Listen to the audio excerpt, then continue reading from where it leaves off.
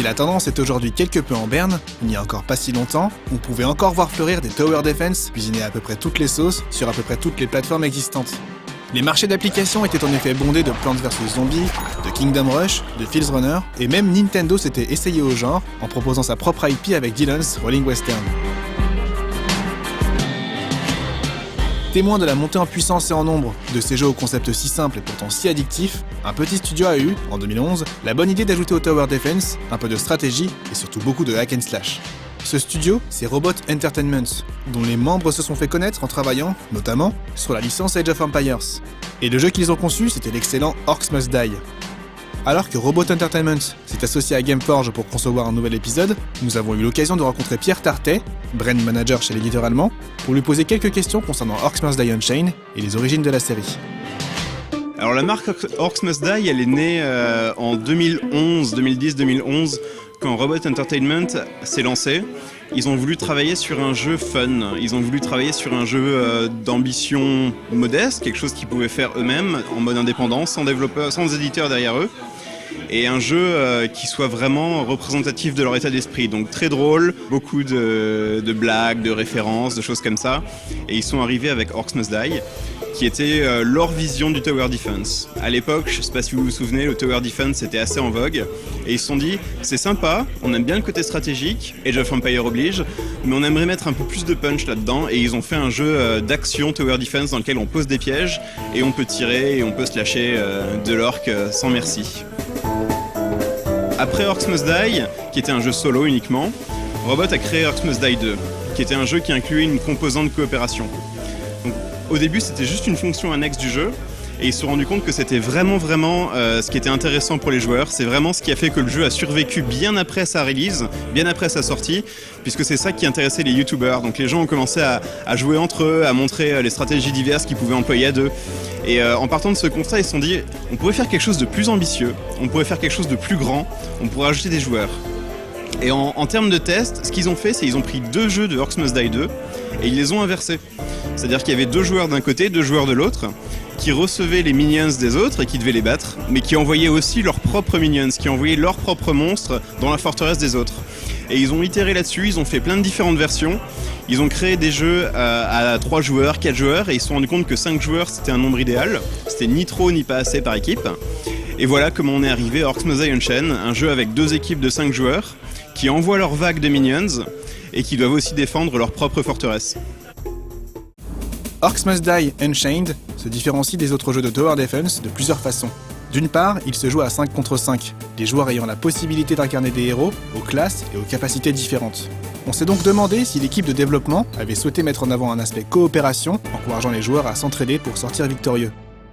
Oui, bien sûr. Alors c'est là-dessus qu'ensuite on va avoir toutes les classes habituelles des MOBA et des RPG, c'est-à-dire que on va avoir le healer qui va devoir soigner le tank, qui lui va absorber le gros des dégâts, et le DPS derrière en embuscade qui va faire la machine à poing et qui va tuer tous les orques possibles et imaginables. Donc ça après c'est aux joueurs de vraiment trouver les combinaisons efficaces, de trouver quel joueur va marcher avec quel autre joueur, quel personnage va marcher avec quel personnage, et comment jouer en offense ou en défense pour essayer de faire tourner ça au mieux. Il faut savoir que chaque héros de Orcs Must Die a aussi ses propres caractéristiques et ses propres synergies avec les minions. C'est-à-dire que si vous jouez un orc, en général vous allez avoir un petit bonus de points quand vous allez envoyer des orques. En revanche, si vous jouez un humain, vous allez possiblement avoir des affinités avec les humains que vous allez envoyer vous-même. Donc ce qui se passe par exemple, c'est qu'on a l'ours polaire qui peut avoir des points quand il envoie des ours bruns, et il peut les transformer en ours polaires à son tour en leur envoyant un bout de glace. Les ours deviennent blancs et les ours attaquent avec un petit bonus défense. Donc il faut toujours garder en mémoire quand on met ses minions, quand on attaque, quand on défend, qui d'autre on a dans son équipe, quelles sont leurs habilités particulières et pourquoi ça a du sens de jouer avec eux plutôt que de jouer dans son coin et de faire son petite chose séparément. La deuxième particularité d'Orcs Must Die, c'est son ambiance définitivement très peu sérieuse. Is that a bear?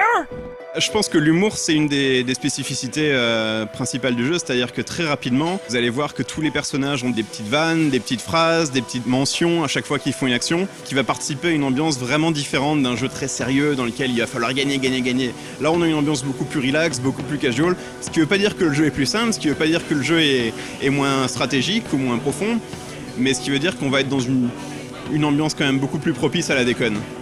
Moi, la première chose que j'ai vue du jeu il y a quelques années, quand j'ai vu les premiers concepts, c'était le positionnement du jeu. C'était quelque part entre Shrek et Army of Darkness.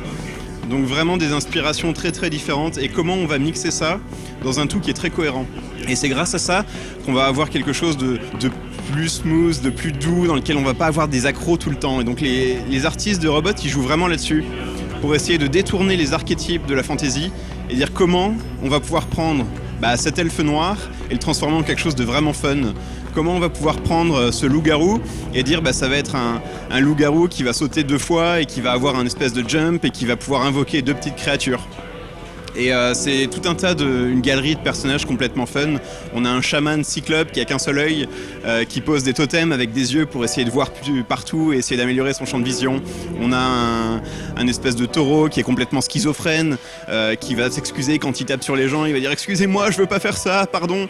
Donc c'est vraiment cette idée d'avoir un tout vraiment fun, vraiment la grosse déconne tout le temps, mais toujours avec cohérence et avec un univers qui se tient.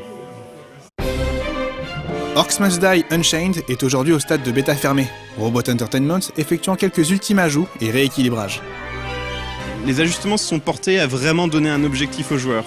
C'est-à-dire qu'avant, il y avait beaucoup de choses à faire dans le jeu, ce qui rendait le jeu un peu complexe, ce qui rendait le jeu un peu confus, et en essayant de garder toujours cette densité d'options et cette profondeur de gameplay, essayer de rendre le jeu plus clair, essayer de rendre le jeu vraiment plus accessible. Et c'est vraiment là-dessus que se sont portés la plupart des changements, donner plus d'indications aux joueurs, sans forcément lui forcer la main, mais vraiment lui proposant de jouer d'une manière qui va l'aider à s'améliorer et à gagner. Et ensuite, quand il aura atteint un certain niveau, il pourra voler de ses propres ailes et là commencer à choisir ses propres stratégies. Et c'est vraiment sur cette phase d'accès au jeu que l'équipe a beaucoup travaillé. On avait lancé une alpha et une bêta fermée l'année dernière, et devant les retours positifs et toutes les différentes idées que la communauté a amenées, toutes les nouvelles suggestions de features, les gens ont proposé des choses auxquelles l'équipe n'avait pas pensé, ou auxquelles l'équipe avait pensé mais avait décidé de mettre de côté en disant non, ça n'intéressera personne. En fait si, ça intéresse beaucoup de gens. En se basant sur tous ces retours, l'équipe a dit bon, on a plein de features à travailler. Pas que le jeu était pas bon ou pas fini à l'époque, mais on peut vraiment l'amener au niveau supérieur. Et donc depuis 4 mois, l'équipe a été mise en pause, c'est-à-dire qu'ils travaillaient comme des fous, mais ils ne sortaient pas de nouvelles versions du jeu. Et là, ils sont revenus avec le patch 2.0, et on relance la bêta fermée dans une nouvelle phase, une nouvelle vague, avec des nouvelles invitations pour tout le monde. Tous les gens qui étaient dans la bêta fermée 1 viennent dans la bêta fermée 2, évidemment. Mais c'est à ce niveau-là que le jeu est en ce moment. On va sortir le jeu cette année, mais on n'a pas de date. C'est vraiment quand le jeu sera bon, quand le jeu sera fini, et surtout quand on aura le go de la communauté. Il n'y a pas de raison qu'on sorte un jeu pas fini ou un jeu pas bon.